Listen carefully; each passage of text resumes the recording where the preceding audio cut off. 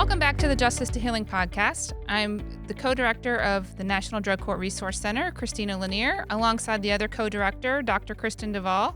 Hello. Today's episode covers a much talked about topic, that of implicit bias. Our guest today is Dr. Eric Howard. He is the Iowa Statewide Problem-Solving Court Coordinator. He received his MSW from University of South Carolina and his EDD from East Tennessee State University. Welcome, Dr. Howard. Hey, thank you for having me. I'm excited about joining the Justice to Healing podcast. Well, thanks so much. If we can start off the podcast today with you just telling us a little bit about the work that you do and how you got started in the field. Well, it's actually a really interesting story.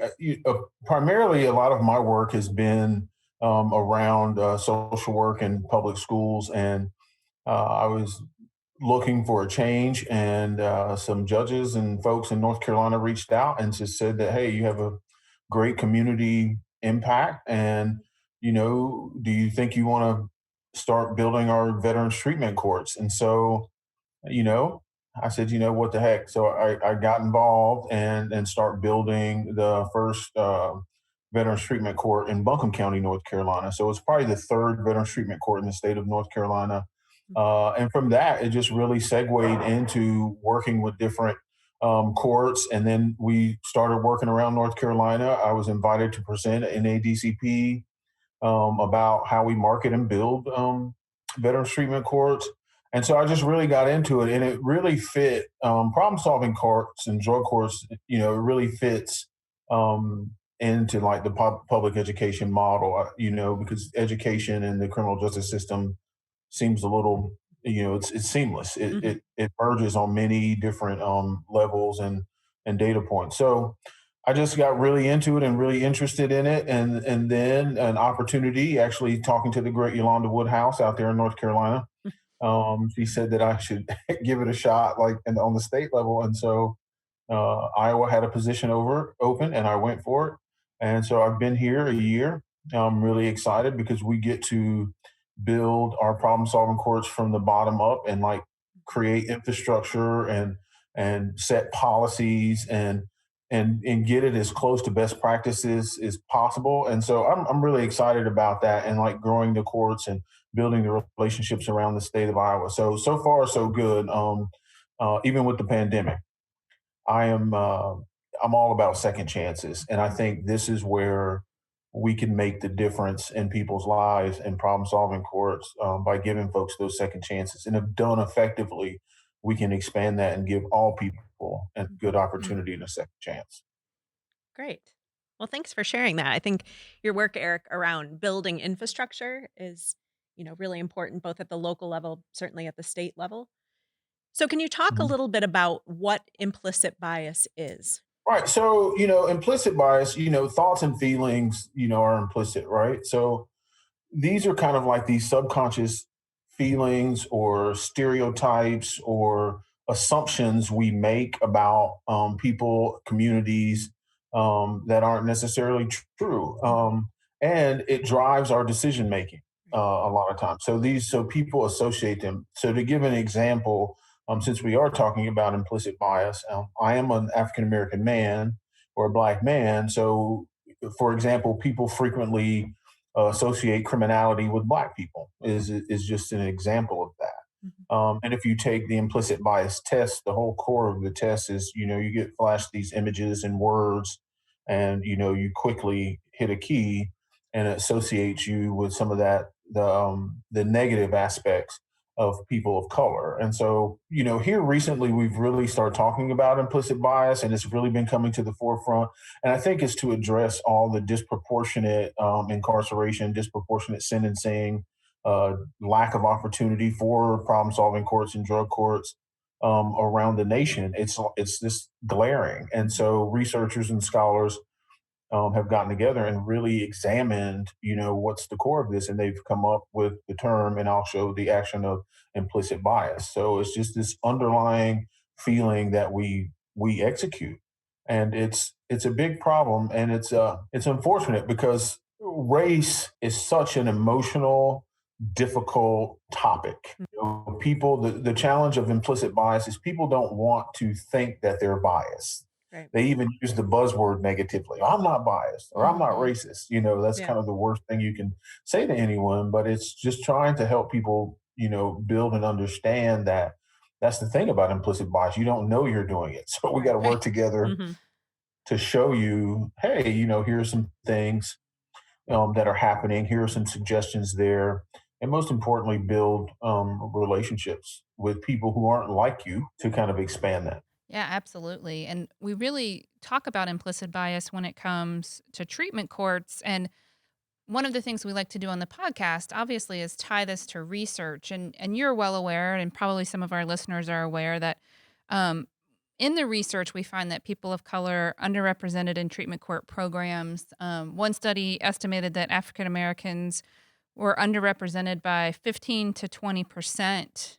And that's Right. probably an underestimate compared to the arrestee, probation, and incarcerated population. We also find that Hispanic and Latinx are underrepresented by 10 to 15%. So, can you talk a little bit about just treatment courts specifically and how implicit bias might play out in some of those decision making points that happen throughout the treatment court process? Sure.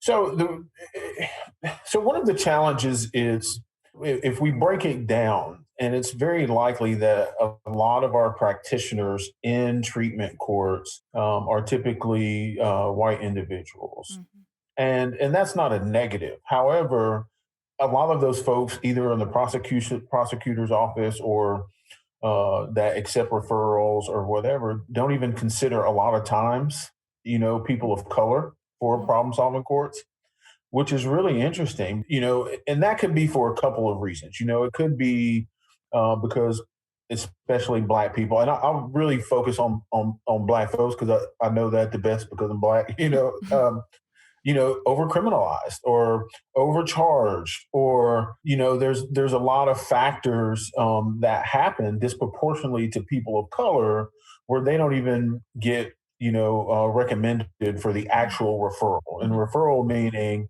when their defense attorney, public defender, whoever they may have, brings it up to the district attorney to even get that referral considered. So that on the front of that, that's an issue. And I think it's because so many of our colleagues that are not black or Latino or whatever, I think sometimes I don't think they're explicitly doing it, but they just sometimes just don't consider it or they don't think it's a problem, and they don't Mhm. really look at the courts as a model that, hey, we need to intentionally seek out or work with the public defender's office or the district attorney's office to have equity in our Hmm. court referrals. And so that's a hard thing to do if you're not around to, typically folks, you're not around people that aren't like you. They're not in your in group. And Mhm. so when that happens, it's kind of hard to like look at the broad spectrum of referrals, right? Because you're doing, you're in there doing a good thing. So when I was coordinating a court, I had a great relationship, and there's a district attorney in Buncombe County, Mr. Todd Williams, and working with his staff was great because I could like go to him and speak to him, and he was totally open and totally got. He's like, yeah, that's right. So, and then working with his assistants, we intentionally looked Mhm. at Hmm. people of color, or just said, hey, can we consider this case? Let's look at this case. Is this a person that we can do a second chance, so that we didn't just have, typical refers that people just thought was like, oh, this is a nice person. Mhm. So let's get them to drug court. Hmm. And I think there's a lot of feeling attached to it. I Hmm. really do. So on that referral front, I think it's because, you just don't have that many professionals of color actually coordinating or working in treatment courts to the degree accepting referrals. And I was just thinking too how I got into the business earlier, and this kind of a side segue, sorry. Um, I was just thinking, I said, how many people of color even know that these opportunities exist Mm. Right. Right. Yeah. with social work backgrounds or whatever? And, Hmm. I'm not sure that we market, and this could be an action step too, is like, I'm not sure that we market or recruit young professionals of color, especially with the social work background or whatever, to come in, or they even know this is, a thing Mhm. that they can affect change in the criminal justice system. So, that's another consideration as well. So I think a lot of folks just come in that are familiar, that have either worked in the clerk's office or worked around criminal justice. They see the positions and they start moving into these types of positions. Mhm. Mhm. Uh, and those folks are, typically, and I don't have any research to back it up. I'm just a professional guess that, it's probably likely that these folks are white, Mhm. Mhm. like former attorneys or retired attorneys or something like that that just go into the profession. Mhm. At least that's been my experience. Now, across the country there is diversity. Like NADCP is really interesting because you see a lot of expertise and diversity with that crowd. So you see a Mhm. lot of folks Mhm. with the background, but as it plays out, so like you take Iowa. I mean, Iowa's majority white, so it's going to be a challenge Mhm. here in Iowa for people to see those types of things. Mhm. Mhm. I think the word that you said when you were talking about your experience is intention. And Hmm. that word really sticks with, we have to have an intention. We have to do it intentionally. Um, Related to the referral process, obviously, we can talk about the admission process. So even if somebody does get the referral, which we know can be a tough one, Right. getting somebody into the program. Absolutely. So again, and like my biggest frame of reference, I haven't had a chance to really work with a lot of the county attorneys out here yet. I'm excited about doing that and building those relationships. But that's one of my big goals is to build good, solid relationships with the county attorneys in Iowa. And so when we talk about admission, again, my lived experience is again working with Mr. Williams in Buncombe County, and Mr. Williams is also a part of the Innocence Project, so he's Oh, newly okay. appointed to that. So he really understands it. If I'm making myself clear, so you really Hmm. need to really forge relationships as a coordinator with that prosecutor's office, or have some work with those assistants, so you can almost advocate, like it wasn't always 100%. He was, that, yeah, we can work with this. But, if you have that relationship with those attorneys in the admission part, you can really work with these prosecutors and county attorneys and folks.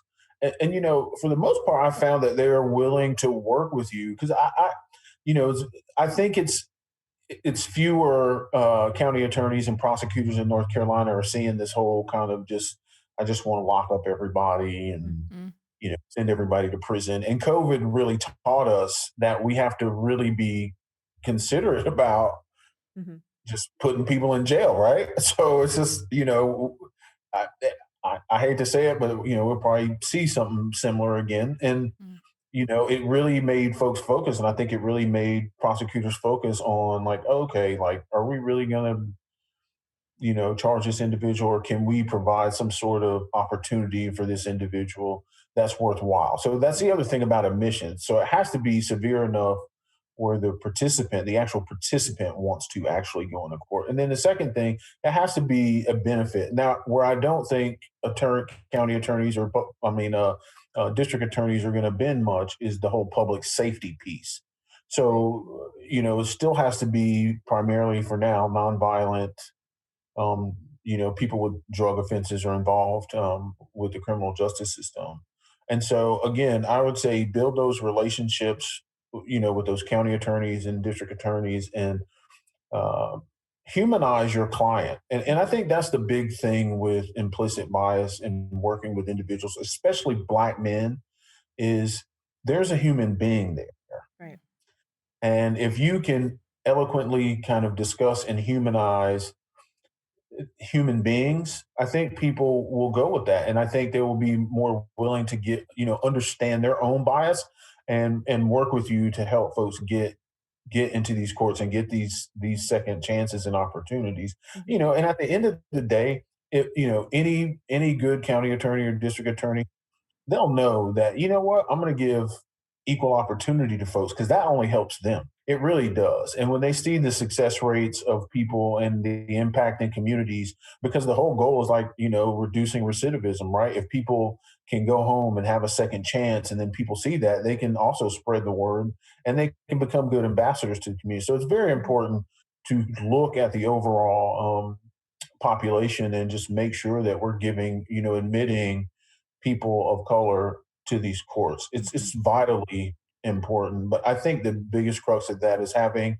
a person that's skillful that can work with attorneys and work with judges, district attorneys, counties attorneys, and really advocate for people. You really have to have that person. Mhm. I did that a lot. I mean, I did that a lot with folks that had some reoccurring issues, and I just like them, and they showed that they were willing to change and they were ready for change. And so, you have to go to bat for folks like that, and if you have the relationships in place, that really is helpful. Yeah. So, again, thinking about continuing with the various decision making points within, So, like yeah. retention is another important piece. Oh, that's where I was going to go with retention. You read my mind. Yeah.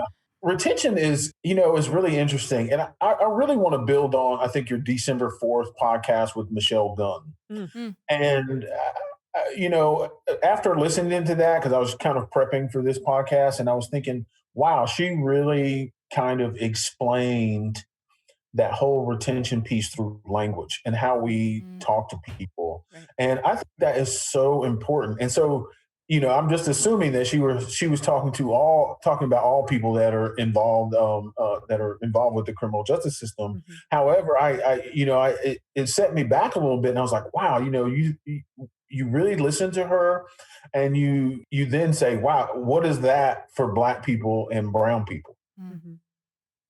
And it really kind of set me back and it just gave a lot of clarity. And it's just like, okay, say if normal clients, and what I mean by just normal, I guess that's not a good word to use, but our average court problem solving court participant is talked to that way or called like a crackhead or, Mhm. you know, um, use some sort of negative language that so much so that they're she was discussing the woman was talking about her baby being a crack baby and all that. mhm, Right. But so the point I'm going to make there is that people of color, and we kind of capsulate that into like a microaggression or micro assault or something like that.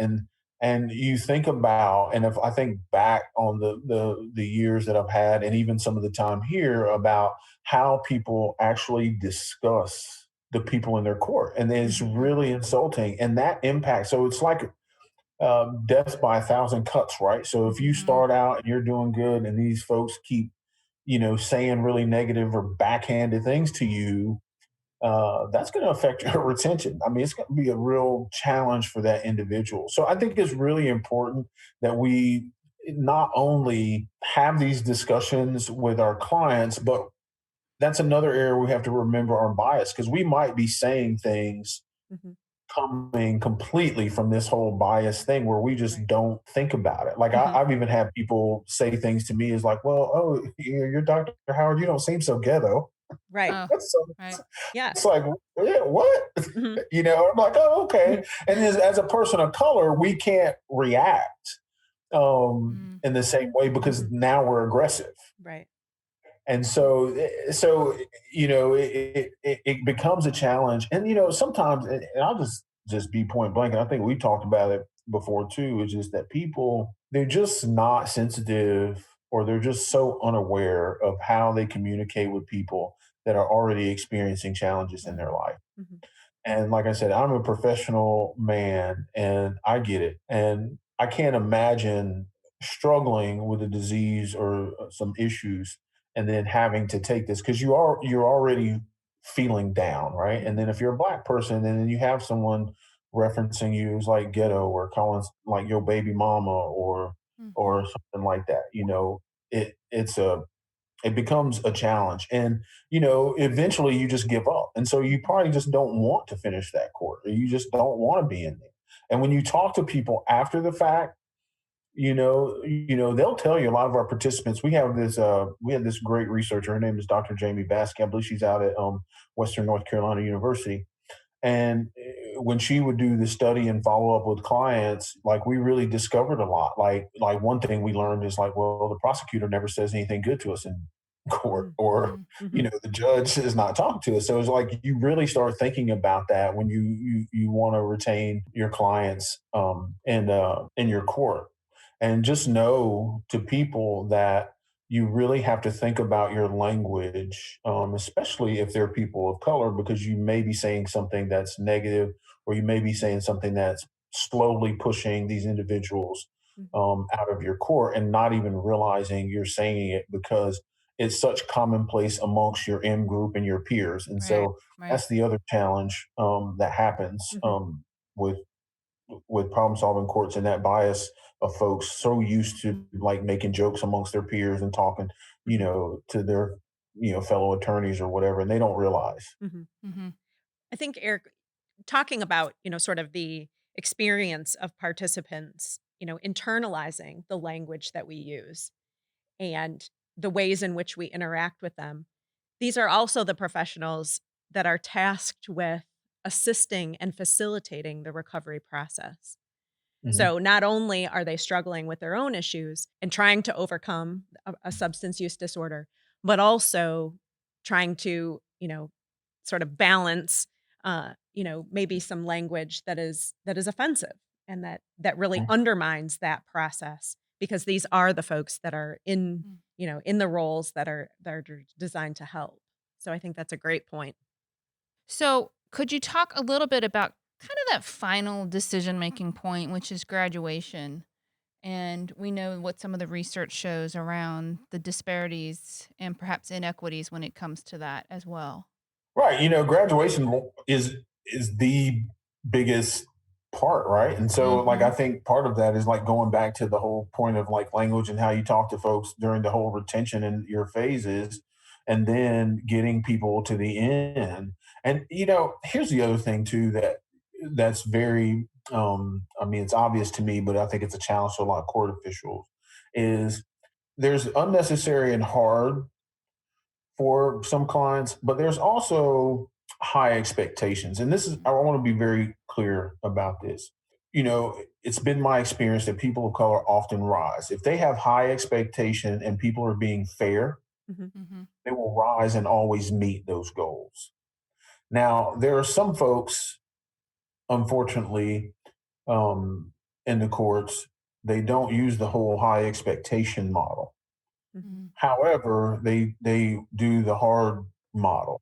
And I think a lot of that is based on fear. I think a lot of folks are just fearful for whatever reason of people of color, Mm. um, and just totally biased, or maybe some folks, got in the court that they didn't necessarily want to be in the court. So there's an issue, and they just ride those folks. Um, and I've seen it. Like I've seen it in other courts and some of my colleagues, and it's just really unfair, and people can't really even tell you why they're doing it. Mm. mhm, You Right.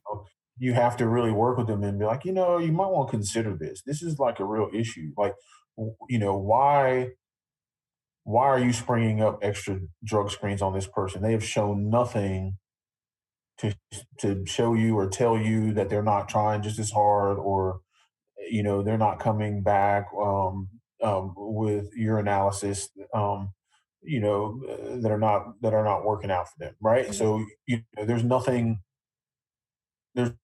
you can say about these individuals. Mm. However, people do that. They will spring up the extra stuff, or like I've seen like probation officers talk a little stronger, and I'm using good podcast language here. Talk a little stronger to some clients of color, and it's like, when you notice that, you're like, you don't, in my role as a coordinator, is like, look, you don't talk to these white participants like that. Mm. mhm, Please don't talk to anyone else like that. That's not high expectations. That's just, kind of sort of being a bully. mhm, Right. Right. And then people just like give up, or people are fragile. And that's the other piece of that too. Like, you don't know people's like. I mean, you only know so much information of your clients. Like Mhm. you know a lot, but you only know so much. Mhm. And your language and your pushing either way can really break people and cause more harm. And as a social worker, you're trying to do least harm. Mhm. And how you talk to people, how you work with people, if you're riding people unexpectedly, or you're popping up extra drug screens, or you're just doing that extra home visit, or whatever whatever can cause a relapse Mhm. and cause a negative or an adverse effect on an individual, which is really sad. And we see that. And people sometimes, sometimes I think that part is more explicit. Mhm. However, there is, a lot of that, and people don't really notice that they are treating one client worse than the other Mhm. based on their race. And sometimes you have to really tease that out of people. So, I want people to understand that the wrong thing to do is actually, you don't want to give black and brown people, you don't want to give it to them and let them slide through court, right? You want to have high fair expectations of those clients. And that's what you have to look at. But you don't want to also put them in a situation where it's like, this is a little bit unnecessary, or this is too much. Mhm. Mhm. And so you really have to consider those things to make sure people get through graduation. And I think we would see a lot of success among black and brown participants if we kind of adopted those models, because I know one thing that I'm always searching for, seeking, is just respect, just mutual respect as a professional and a colleague and all that. And I'm sure that's what a lot of our clients expect too, because and they've told me, like, I've had clients come to me and just tell me straight up, this is how they felt, they were talked to. Mhm. um it was unnecessary. And we also have to consider too that when we see our clients or participants in the court, that negative kind of idea, or that bad language that people like convict, people Mhm. kind of still Right. think, oh, it's a convict, or an individual that's kind of less than already. Mhm. Right. And so that's really dangerous, and it doesn't help our courts, and it's not best practices. So Mhm. we have to really figure that out, and you have to call it. And if your participants come to you with a concern, take that serious. I always took that stuff serious. I Mhm. always did. I always was like, okay, you know may not be true, but I'm gonna check it out. Mhm. Mhm. I'm going to check it out, because they deserve that respect, and they deserve that opportunity, because this is their court. Mhm. And that's what people have to understand. This Mhm. is their court too. Like, we are here to serve them. Mhm. Mhm. And so if we have those types of attitudes, and we have that respect for different backgrounds, cultures, and individuals, I think we fare better through this process, and more people will graduate. Mhm. Mhm. Yeah. I think, Eric, you've highlighted two really important pieces, I think, to this whole puzzle, if you will.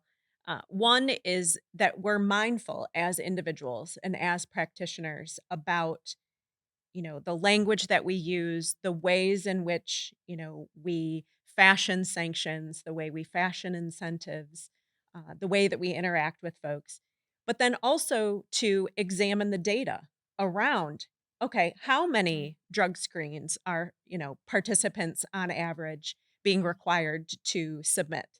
How many, incentives are folks getting? And do we see disparities across various subgroups of our population that we're serving? So I think both of those are pieces to, sort of addressing this implicit bias piece, not only internally, individually being mindful, but also looking to the data to see, is there something that we're missing as a Mhm. team, or is there something I'm missing as a case manager, a probation officer? So I think that's really important to, and that kind of speaks to and helps us sort of identify, what are the ways in which we can take action around best practice standard number two, which is equity and inclusion. And so remembering that, drug courts and other treatment courts have an affirmative obligation to ensure that members of historically marginalized groups have an equal opportunity within these court programs. And so, can you talk a little bit about uh, maybe some policy work, given your experience? What are the ways in which policies can be written or things that we should look at with already existing policies that may help address implicit bias? Sure. So I have a couple philosophies going on here.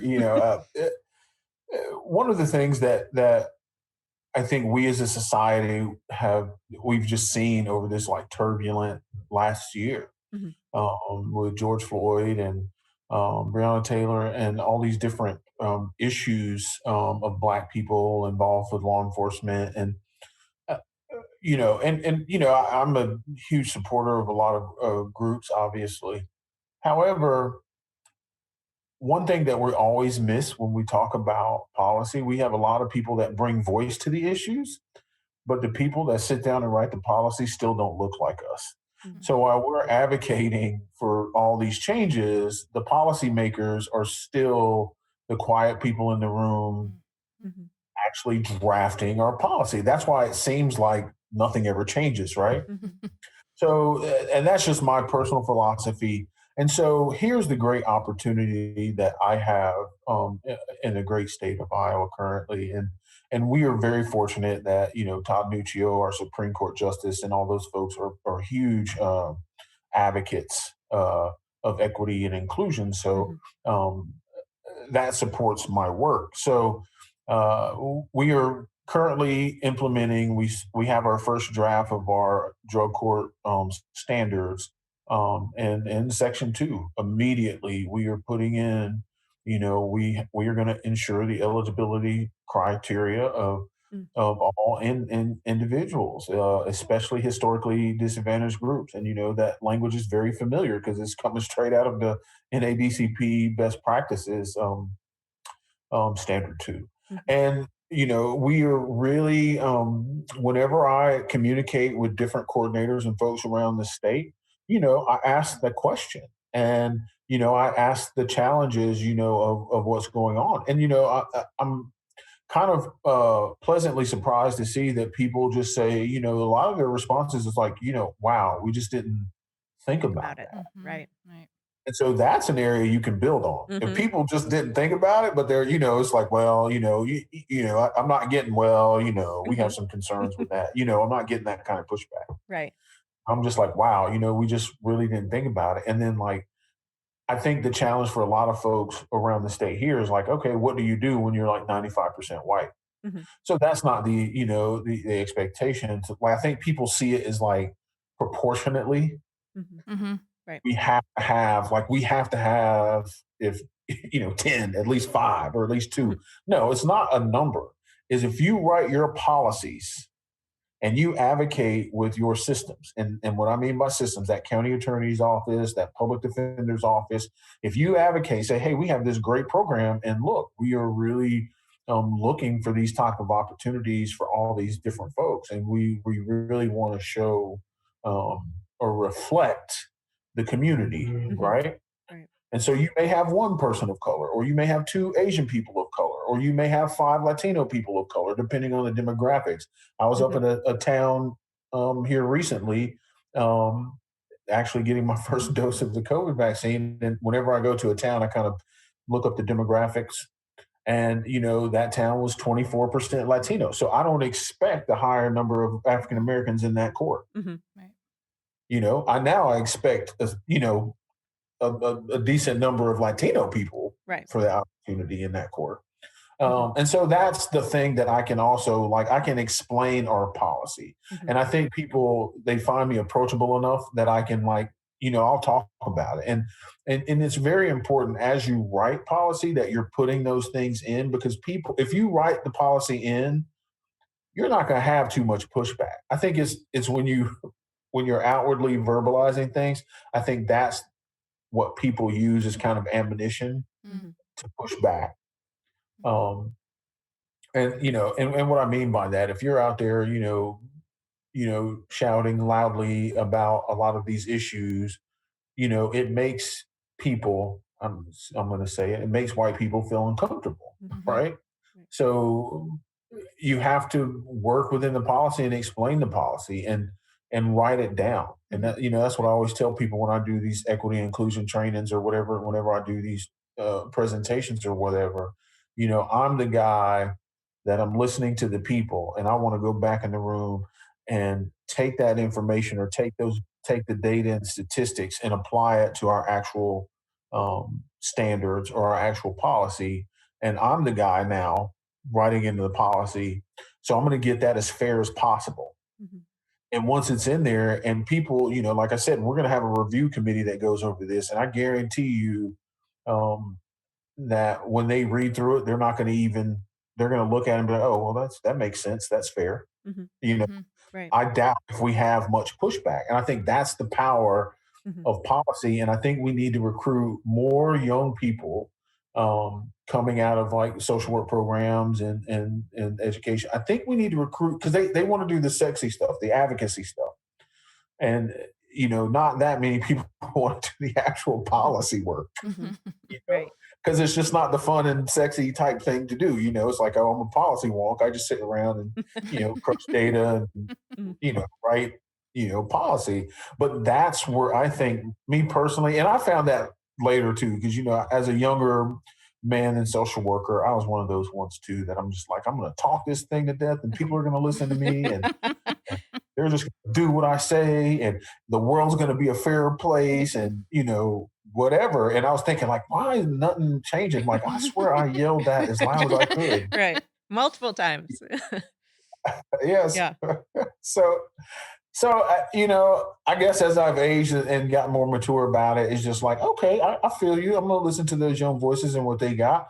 And then I'm going to combine that with research. And then I'm going to put this quietly in policy and Mhm. present it and explain it. And like I said, and I think that's, I think when you're working with populations that are primarily white, that, once you explain it and put it in policy, I don't think you get as much pushback Mhm. you know but if people tend to feel threatened, especially, and the key there is, if people feel threatened when you are kind of discussing it or presenting it, it's because you probably don't have a relationship with those people too. And that's the Mhm. important thing that I want to also talk about in this podcast, is the importance of building relationships Right. with individuals, so that when you have to write policy and when you put it in, because I mean, let's face it, you're going to need white folks to help you. I mean, at the end of the day, you're going to need white folks to help you put it into policy, get it through state legislation or anything else. And you can't demonize and you can't attack all the time. You have to be patient and you have to work with those individuals and build those quality relationships. And most importantly, build them with folks that have opposite opinions or politics or whatever than you do. Mhm.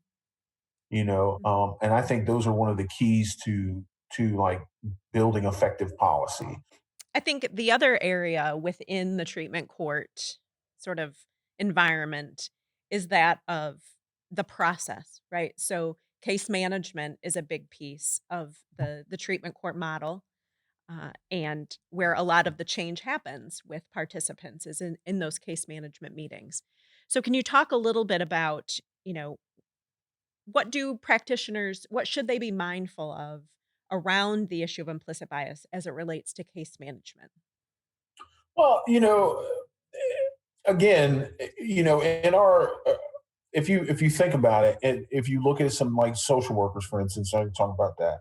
So we are, it's 83% female dominated and profession, and of that is typically white females in the practice of social work, right? So, we have to really work with the case managers to actually see it, and we have to offer good training. And I'm not talking about like training, like, I don't know if you guys have seen it, but I've just seen these trainings where you just kind of go in and beat white people down. And, you know, uh, I'm talking about real supportive training where you don't gloss over the real issues of our society and today, Implicit bias is real. Mhm. Racism and issues are real. These things happen all the time and in real time. So you want to basically provide training that basically this is real. Like we're not just Mhm. giving you something because we're wanting to make you feel bad or whatever. But here's a training that basically shows you why. And I think it's you have to instruct people or support people in the whys, right? So a lot of times when we do training, we don't say why. We don't Mhm. say, okay, the history of oppression here, why you might be feeling this way, is Mhm. because listen, you Mhm. know, on the onset of the country, this, and this happened. Mhm. So this is why we're talking about this issue.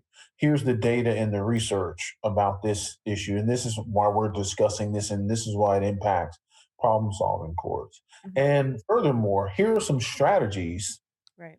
you can implicit that you can put in your self programming to talk about implicit bias and work with individuals, yourself and in your community, because you have to do it in small teams. And when folks get around that table, it is very, you know I also say try to recruit treatment folks and people on your team too that are as diverse as you can, Mhm. Mhm. and diverse just background, different genders, race, color, whatever, because everyone has a voice. You have to have those folks around the table to kind of give you Mhm. a difference of opinion, because typically our teams are mostly white. The ones that I've worked on have been mostly white. My team was all white except for me, Mhm. Mhm. right? So, you know, uh, you, you know, you have to really have a good group of people that you can bounce, or at least open to bouncing ideas off, and providing those overall services too. And people that are willing to go get it and actually help folks with services and case management, right? Because, Mhm. that's the other big issue too that I don't think people talk about is all these additional services and having your team effectively work with each other to provide other opportunities and, housing, transportation, all these other things, and, Mhm. and recognizing that there's discrimination there or there's Mm. bias in all of those systems. Mhm. So Absolutely. it sounds almost overwhelming and defeating, especially for people of color, because there is so much bias in every system in our Mhm. society that interconnects. But you have to have people that are open and advocates to support that. And like I said, Mhm. if you're white, that doesn't mean you can't serve or really support people of color in a treatment court.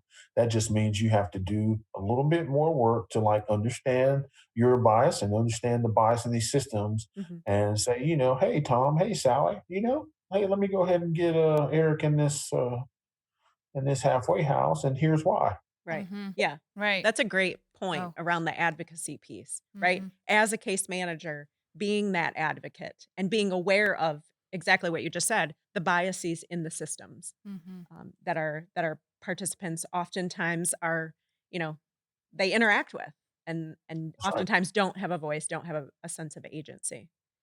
Right. Right. I also And call appreciate. out and call out some of those places too, because it was my experience, and I had a wonderful career as a school social worker, right? So I already knew a lot of systems in the community, Mhm. Mhm. and that's the other thing, man. Like, you working with like people kind of like work with kids to a certain degree, but a black adult, especially African American females, I I guess I should have, but I didn't realize how much negativity Mm.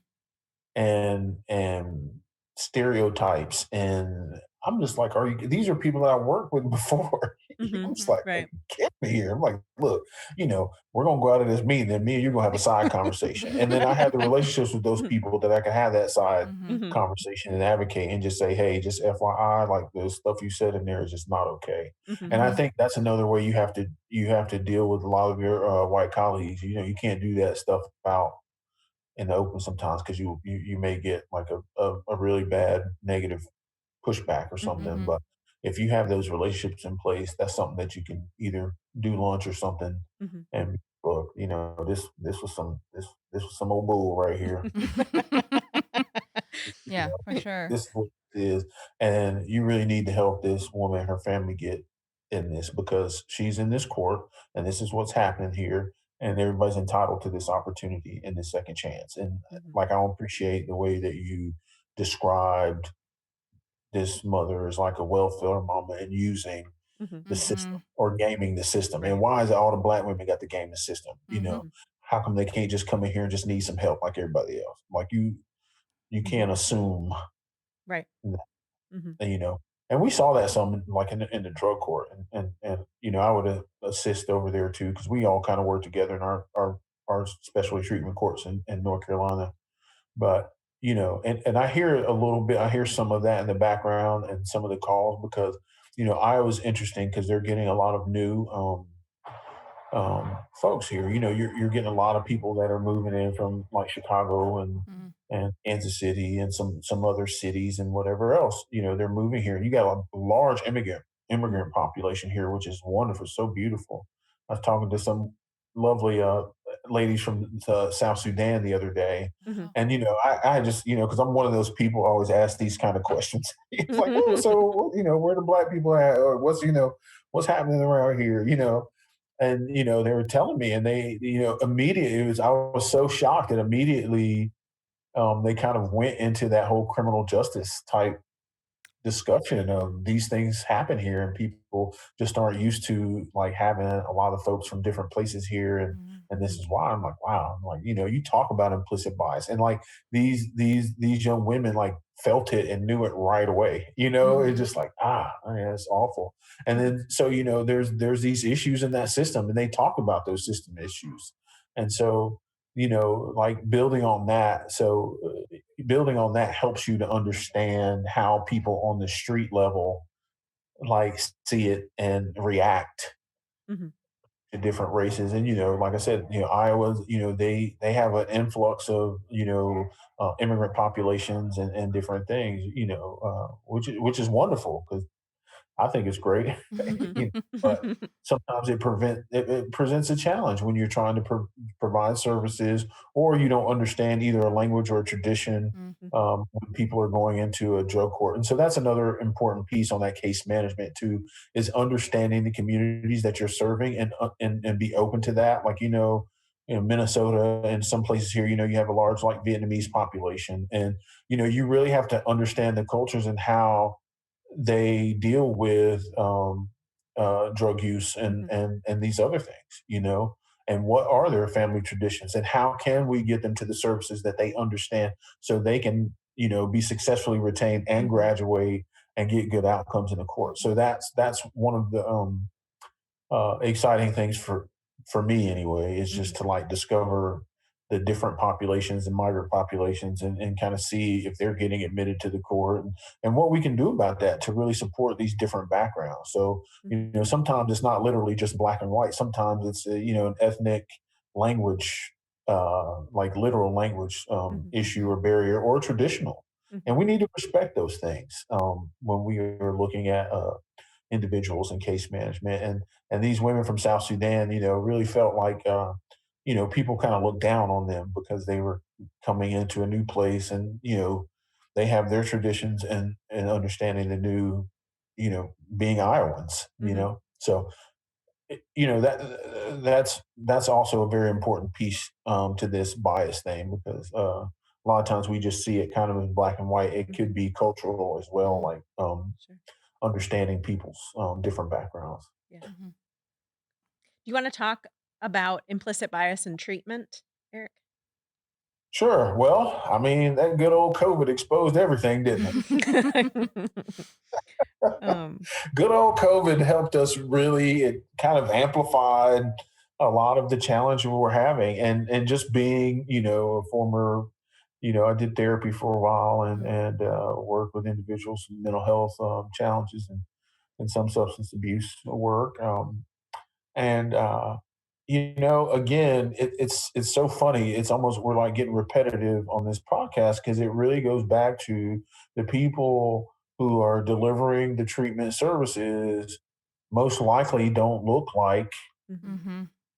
Mhm. you Mhm. know, the people that they may sometimes have to serve. And the negative, going back to Miss Gunn again, is that negative language. There's a drug addict, or they some crackheads, or it's almost it's really interesting, right? And I'll go back to this. It's like when heroin was hurting folks in New York and Oakland and all these different places, primarily people of color, it wasn't Mhm. such an issue.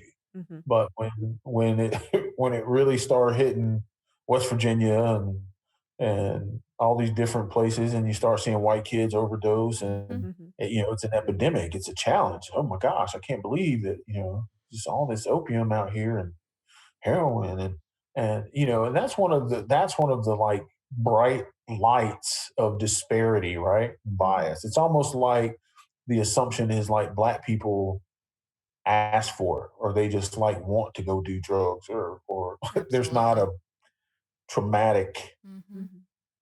you know traumatic beginning to this. And I'm happy about a couple things. I'm happy that COVID has really amplified the health disparity. Mhm. um, Two, uh, people really being focusing on like trauma focused, right?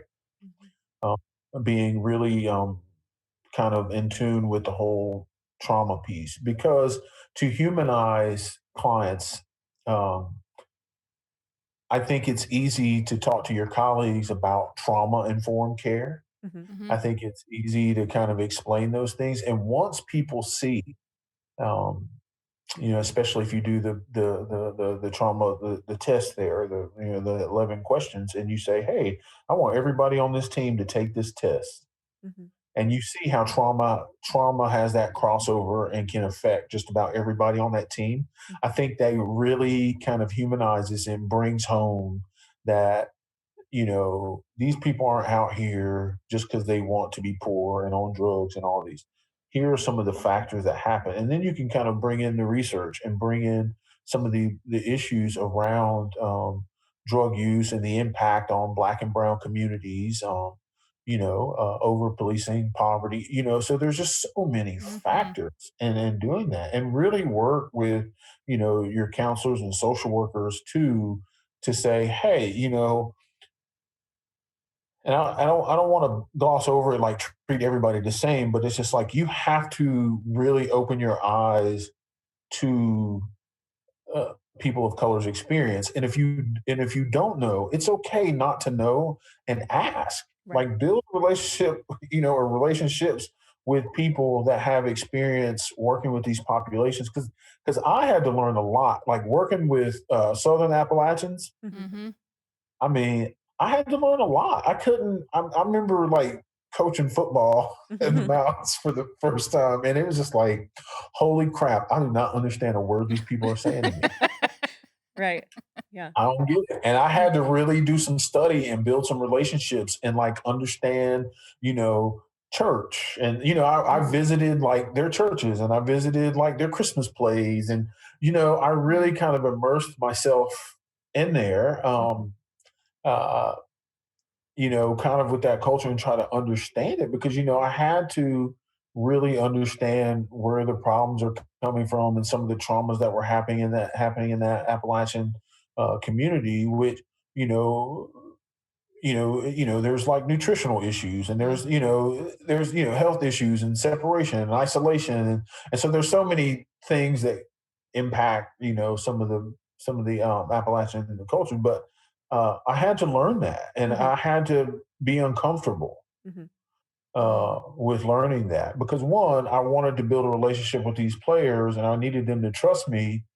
And no one's going to trust you in treatment or anything else um, if you don't try to learn Right. Mhm. what's going Yeah. on in their communities. And that's something that I talked about in my dissertation as well.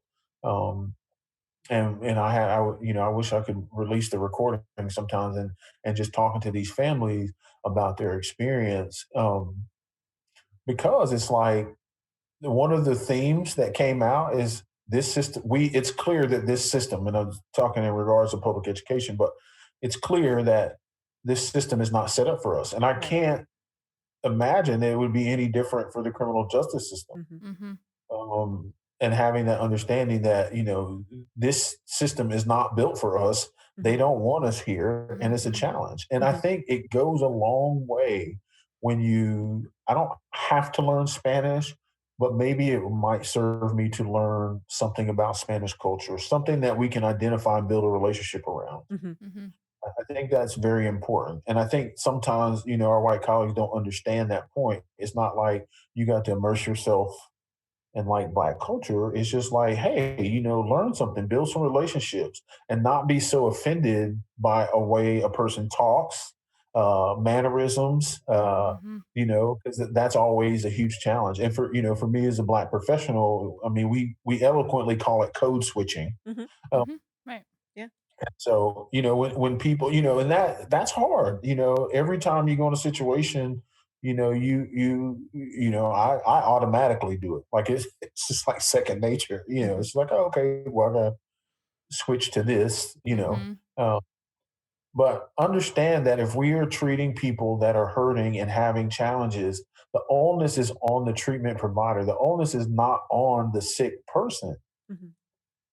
Right. Like, let's work, we have to acknowledge and realize that this person is sick, this person has disease, this person is our patient, Mhm. you know, Absolutely. Yeah. so, we have to have that and understand that. And I think that only comes in with ongoing training with your treatment provider team. I'm not sure how much you can change the demographics of that group. Mm-hmm. Mhm. Mm-hmm. I think one of the key things that you mentioned with training is putting it into a historical context. And I think that gets missed sometimes. We like you said before when we have some trainings, we're just kind of you should do this and you should do that. But why? Why is this happening? I think that is really that's key to sort of understanding where we're at today. It didn't Mhm. just happen, Mhm. right? I mean, we're a country that was built on violence and discrimination. So, of course, it's going to play out in all of these systems that we're talking about still. Mhm. Um, Absolutely. Yeah. yeah. And every single one. That's what's so crazy when you're talking about implicit bias. Mhm. It's so explicit in every system. It is. It Yeah. It's is. like Yeah. every system, any system you look at. Mhm. It And is. treatment courts operating within the confines of the larger criminal justice system. Exactly. So, how can we really do some due diligence as practitioners within treatment courts to say, we are not going to replicate the errors of and the ways in which discrimination plays out in the larger system? Right. And I think I mentioned this in a previous conversation, Eric, and kind of going back for a moment, you know, we've heard in conversation, you know, oh, there's no reason to try to recruit people of color for these whatever inter-program name. They're not interested. And that that in and of itself always blows my mind, and I say, "Well, how do you know if you never asked them? How do you know if you never told them about the program?" What about again going back to the historical perspective that why should I trust the criminal justice system that's not done much for me and my family and my friends and my culture throughout time? So again, it's on us to try to demonstrate why this program, again, enter any program, any system is going to work or could work for me. That's right. That's right. And then it's so, and that's where that whole relationship piece comes in, Mhm. and that's where coordinators and folks that work in this system can really like, you know what, I'm going to get myself out here, and I'm Mhm. going to meet different people than myself and my community and people I typically hang around, so I can reach these individuals, Mhm. so I can get someone to vet me, to talk to different clients, and to say this is why problem solving courts are good. This Mhm. is why this is a good opportunity. And I respect and I understand. Hey, I know that I get it. Criminal justice system has not, in your eyes, possibly been fair. Mhm. I Right. totally understand that. But here's why you can give me an opportunity to work Mhm. Mhm. with you. And Right. this is what I can commit to, Mhm. and only commit to, and that's the one thing too, just commit to the things that you can actually do. Don't Mhm. tell people Right. Right, yeah. Don't Don't that overpromise. you overpromise. really That's what I can't. was gonna Uh, say. Yeah, For yeah, sure. that's great. mm, Yeah, I mean, and we've talked about this a little bit throughout the podcast, and it sounds to me like really the take home message here of sort of how can we as individuals within ourselves, within others, really address implicit bias. And it seems like the top issue or the top maybe solution that might be a strong word is these relationships too. How can we address this implicit bias within ourselves, within others? yeah. Yeah, absolutely. So it's been like an interesting, like, so one thing the pandemic has really helped me do is Mm-hmm. listen to a whole lot of podcasts and books. And it's interesting how through all of the movement and things that have been happening among Black scholarship in regards to race, racism, and implicit bias, um, I'm leaning towards, the whole relationship, the practical relationship um, Mm-hmm. part of it, because I just really think that's the most effective approach. We can't take, um, like I said, we can't take these issues and beat white folks over the head with it. And what I mean by that is we as a people, we're here and we're going to be here together. I mean, Mhm. let's just make that clear. I mean, I don't think there's going to be any less black people or any less white people or whatever else, right? So this is the planet we have. This is the earth we have. This is the state of North Carolina or Iowa, whatever we have. This is what we have. We really need to seek to build those relationships in an effective, practical way. Like, how can we have good outcomes, and how can this affect folks? As well as getting in that vital information. Because the key for me is you need to have people open so that they can receive the information Right. of what we're talking about. Mm-hmm. And I've been in a bunch of trainings and I've been in a bunch of things. And, like I said, I don't want to drag your podcast any other direction, but, I've been in a lot of situations where it wasn't exactly effective when we came in and you're sitting there listening to the program and they immediately start calling all the white folks racist and all that kind of stuff. It just seemed counterproductive. It just didn't Mhm. seem Mm-hmm. to me like that was effective. So I learned from that. And what I learned is, when I do work, and I also work with a wonderful woman named Veronica Gunter. She also works with me on different trainings and things. And we often talk about it. It's like, listen, this is turning people off. And Mhm. there Mm-hmm. was some evidence that was showing, like implicit bias training and all those things. Things were getting worse or staying the same, right? Mm-hmm. Mhm. And I think because of the way people approached the subject, and I'm not, I also don't want to make less the real issues of race, racism, Mhm. um, because that is real. And Mm-hmm. myself, I'm a victim of some police brutality stuff, and that is real, and it's very real to me. However, the bigger goal also is how do we build these relationships so that we can get this information in and create allies? And I Mhm. think through these turbulent last couple of years, I think we have vilified each other so much that it's made it a little bit harder for us to kind of get to our points and kind of advocate for what we believe in and advocate in the goals that we want to see and the outcomes we want to see. So my approach is simply I want to seek to build relationships with different folks because I realize that there's just you need all these different people and players, Mm-hmm. Mhm. and you can't go out, kind of, I don't know, I guess they call it what, cancel culture or something like that. Um, you can't go out and start wiping out all your folks because you may need them in a critical situation like problem solving court policy. Mhm. Mm-hmm. you know, Right. you may need them to say, like, if I can get this person over here that maybe sees the world way different than me, if I can get that person on my team and they can say, you know what, I don't agree with everything, but I think Eric's okay with this. He's right with this. Mhm. Mhm. Right. I can sway more people that way. Mhm. And it's just like, it's just like the opioid policies and things like that. It really had to affect, I mean, let's just keep it real. It really had to affect white folks before, in a way, before we got the opportunity to serve all people. Now the work is, now we have to make sure all people get treated with the same treatment, services, Mhm. Right. and support, with that. And Mhm. so, I don't know. I think my approach is moving more towards this whole practical relationship thing, and not like just being so in your face with a lot of the issues, because I already know what it is. You know what it is, right? You both know what it is, Mhm. Mhm. Um, should I hammer people with it all the time, or should I build that relationship and just say, well, Bob, I really don't think that's true.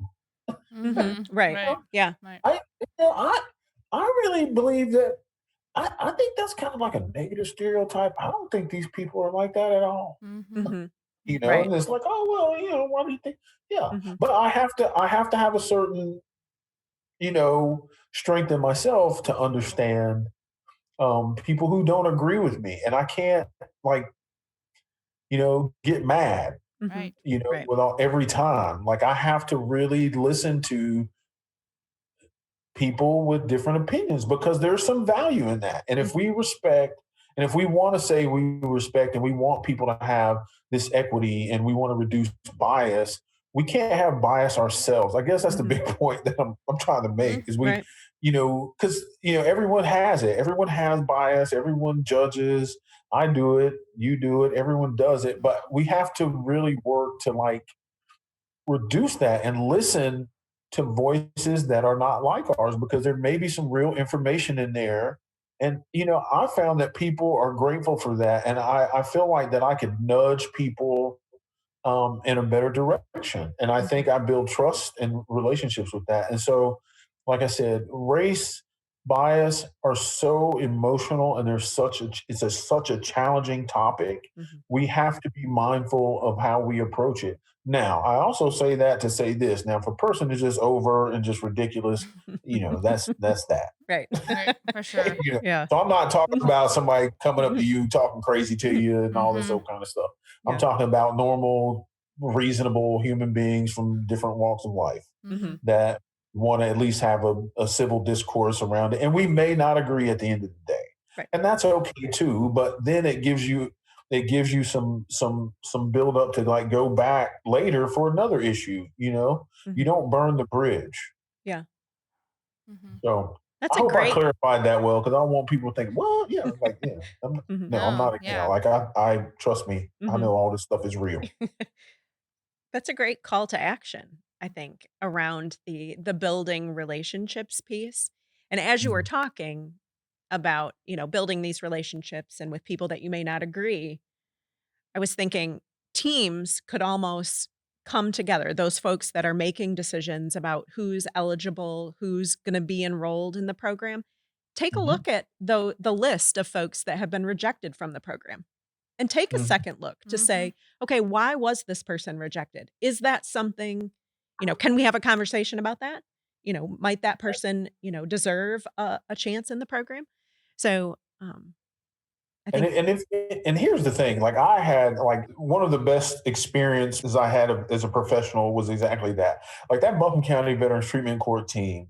So there was 13 of us, Mhm. mm, and I'm the only person of color. I was the only black person on the team, but it was pretty mixed, male and female. But we had what I did is when I got hired, I went and I talked to every team member, right, personally, mhm, like, before we even had a meeting, because, and I didn't go up there and I didn't, talk to them about treatment court.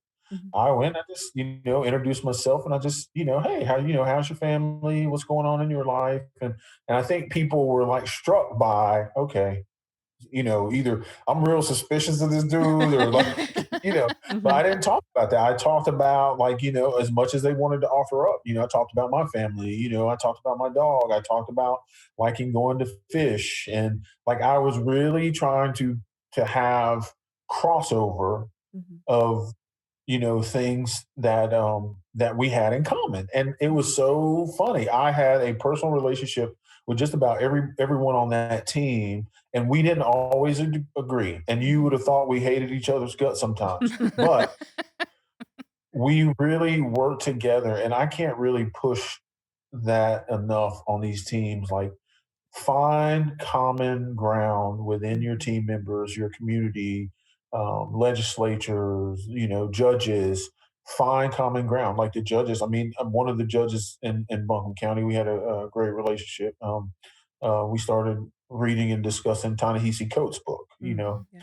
um, and so I know it's there, and I know people are willing Mhm. to work with you. And so that's that.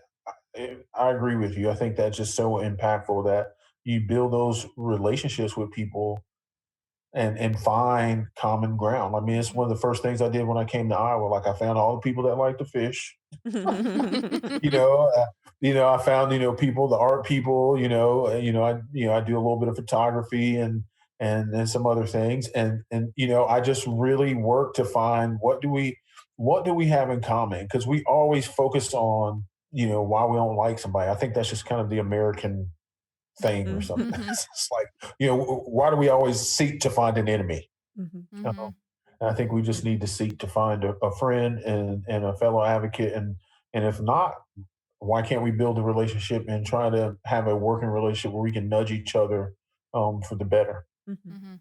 That's great. We could talk all day. We Right, could. we It's could such a yeah. good No, but topic. Such a good Yeah. topic. I mean, it's a broad subject. It's It it's a is. really, courts, they really hit every system: medical, Mhm. housing, transport. I mean, it hits Right. every system. So Right. And yeah, but anyway. yeah, What were you I gonna yeah. say? no, I mean, I just think that the system piece, like that is sticking in my head. Like Mhm. Well, that's what for the that's I the whole think piece we got to talk about. Like, Mhm. like systemic racism. Like, that's what right. Right. people we don't Yeah. we don't explain. I don't think we explain systemic racism No, well. we don't. No. And so that's some of those impacts which create those biases, and it's all driven by that same Yeah. Mhm. thing. So And Right. I don't just the know. lack of I mean, again, I guess that's why we use the word implicit, because there is that sense of just people not knowing or not recognizing that it even happens and that it exists. I'm thinking about a program that we work with, and to go back and look at some of those discharges Mhm. from the prosecutor and see, hmm, is there a pattern here Right. with what she's Absolutely. doing? Yeah. Absolutely. Um, Looking at your eligibility criteria, yeah. exclusionary criteria, right? Who is prevented from getting into the Well, program? and we know that's a Yeah. big piece with Mhm. um, some individuals that have had multiple contacts with the criminal justice system. And so, Hmm. what does that look like? I mean, we know Mhm. the whole violent offender thing is an issue with treatment courts, and Mhm. it's some people are working on that and trying to open up that door. And Yep. and who does that impact? Right. Right? We have so let's go back to the system, right? Let's go back to the prosecutorial system of overcharging, Mhm. and who's most affected by overcharging, and then who's most affected by Mhm. being able to meet the criteria for the drug treatment court. I mean, Right. it's Mhm. such a domino effect. Right. Mhm. And getting Yeah. those folks at all of those decision-making points to have a conversation Right. about what can we do differently? Hmm. Can we have a round table to look at rejections? Can we have, you know, a round table to talk about our process and what stopgap measures can we Mm-hmm. put in place to sort of address some of these uh, discretionary decisions that may be fueled by implicit bias. Mm-hmm. Right. So yeah, I think Correct. the systems piece is a big one, in addition to just people recognizing their own biases and working to address them. So Right. And thanks for tying in the. We'll do the outro in a minute, but thanks for tying in the language, because yeah, that's something that we've been really so advocating. important. Um, Yeah, no, I'm almost in the wellness one. So like I do some walks every afternoon, and then I always pop in a podcast. So I've been listening to these, and um, and I just I like to think about them. I like to hear Hmm. them and think about them. And it's really well done with Miss Gunn, and you all just had me really kind of thinking about that. And I think that's what the podcast is about. Have those Right. Hmm. conversations and really Hmm. think about it and what can you learn from that or glean from that and use it in a positive way. And so Hmm. I appreciate you all for putting this together and putting the podcast together because I'm learning from them. So that's great. Great. Yeah. And having it be a conversation starter, right? So Hmm. It having is. Yeah, teams right. listen to it and say, Right. okay, come with your ideas. What did you make of this? Do you have any thoughts about? Hmm. Yeah. So yeah, we hope That's the that's hope. just the starter of many conversations to come, about that. About all of Right. these issues, right? Unfortunately, we're not gonna solve them with the podcast. We're Um, gonna try though. right, exactly. Well, Eric, we would like to thank you so much for joining us today. We really appreciate your time and your willingness to share your knowledge about implicit bias. As we know from best practice standard number 2, treatment court practitioners have an affirmative obligation to address disparities and inequities within their programs and the larger criminal justice system. Thus, the knowledge regarding how and where implicit bias shows up in our work is the first step toward affecting meaningful change. So, thank you. To our listeners, we appreciate you being here. We hope that you find the information regarding implicit bias useful both personally and professionally. Please join us on the ndcrc.org Justice to Healing discussion board to continue the dialogue about implicit bias and how we can affect change. Please join us next month for another episode of Justice to Healing, and always remember, do better. To our listeners, we thank you for listening and we hope you enjoyed the show. Be sure to hit subscribe to stay updated on the podcast. Follow us on Facebook, Twitter, and LinkedIn to stay engaged with us, and check out our website at ndcrc.org. Thanks again. Catch you next time on Justice to Healing.